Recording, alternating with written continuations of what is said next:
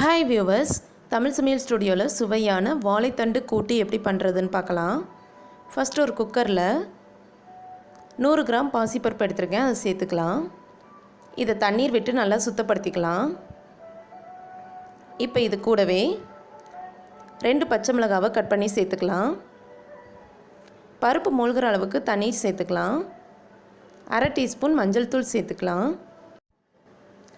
வாழைத்தண்டில் உள்ள நாரெல்லாம் நீக்கிட்டு சின்ன சின்னதாக கட் பண்ணி எடுத்துக்கலாம்.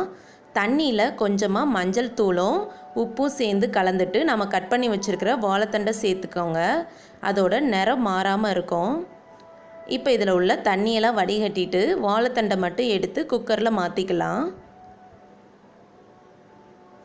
நல்லா மிக்ஸ் பண்ணி விட்டுக்கலாம். இப்போ குக்கரை மூடி வச்சு 2லேருந்து 3 விசில் வரைக்கும் நல்லா வேக விடலாம். 3 விசிலுக்கு அப்புறமா பாருங்கள், பருப்பு வாழைத்தண்டு எல்லாம் நல்லா வெந்திருக்கு. இந்த மாதிரி நல்லா வேக விட்டு எடுத்துக்கோங்க. இப்போ இதை நாம் தாளிச்சிடலாம். தாளிக்கிறதுக்கு ஒரு பேனில் 3 டீஸ்பூன் அளவு ஆயில் சேர்த்துக்கலாம். எண்ணெய் சூடான உடனே 1/2 டீஸ்பூன் கடுகு சேர்த்துக்கலாம். கடுகு வெடித்த உடனே 1/2 டீஸ்பூன் சீரகம், கொஞ்சமாக கருவேப்பிலை இலை, ஒரு பெரிய வெங்காயத்தை சின்ன சின்னதாக கட் பண்ணி சேர்த்துக்கலாம். இந்த வெங்காயத்தை நல்லா வேக விடலாம். வெங்காயம் நல்லா வதங்கின உடனே இதில் 1/4 டீஸ்பூன் போல் பெருங்காயத்தூள் சேர்த்துக்கலாம். ஏன்னா நம்ம கூட்டில் பருப்பு சேர்த்துருக்கோம், அதனால் பெருங்காயத்தூள் சேர்த்துக்கலாம். ஒரு வாட்டி நல்லா மிக்ஸ் பண்ணதுக்கப்புறமா இதை எடுத்து நம்ம கூட்டோடு சேர்த்துக்கலாம்.